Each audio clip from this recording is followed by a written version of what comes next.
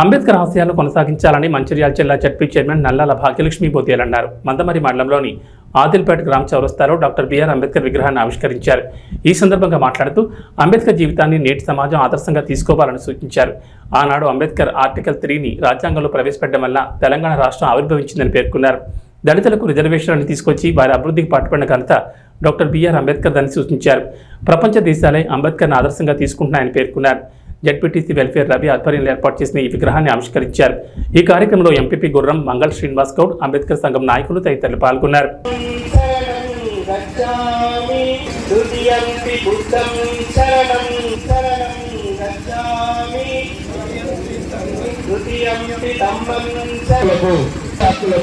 సమాన హక్కులకు కారణమని భావించినటువంటి బాబాసాహెబ్ అంబేద్కర్ మన యొక్క అంబేద్కర్ విగ్రహం ప్రపంచ దేశాలకు విగ్రహాన్ని ఇవాళ మానవ హక్కుల వేదికగా ఇవాళ వచ్చిన వాళ్ళందరూ కూడా ఇవాళ బుద్ధుని మార్గంలో అనుసరించడానికి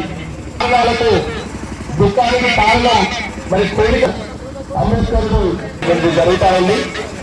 సో మనందరి అంబేద్కర్ యొక్క లక్షలాది విగ్రహాలు ప్రపంచంలో ఎక్కడా లేని విగ్రహాలు మీరు నెట్లో చూస్తా కూడా కనపడతా ఉంటుంది. హైమని అంబేద్కర్ స్టాచ్యూస్ ఉన్నటువంటి మరి అంబేద్కర్ విగ్రహాలు కనబడతా ఉంటాయి. సో కాబట్టి మిత్రులందరూ కూడా చూస్తున్నారు కదా. తన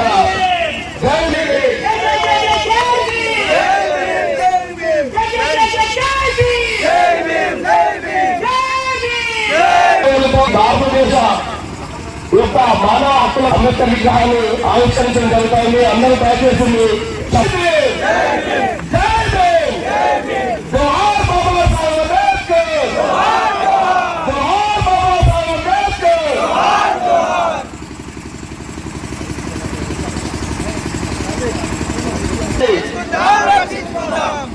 ఇవాళ భారత రాజ్యాంగమే మనందరికీ దిక్కు.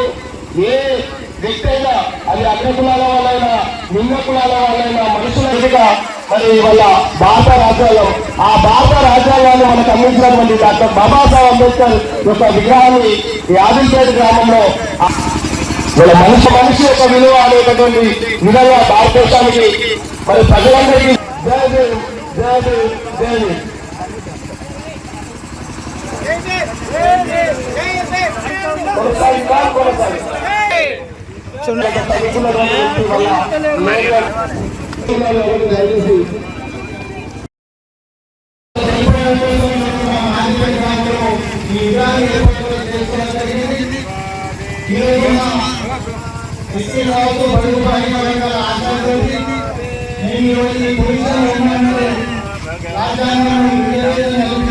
మహానుభావుడు అంబేద్కర్ గారి విగ్రహాన్ని మండలంలోని ఈ అవకాశం ఇచ్చిన మా మండలి తరఫున ఆదిపేట గ్రామస్తుల తరఫున అందరికీ తెలుపుకుంటూ ఈ కార్యక్రమాన్ని ఇంత విజయవంతం చేసినందుకు అందరికీ ధన్యవాదాలు. అందరి వారు అంబేద్కర్ ఆశయాలను కొనసాగిద్దాం.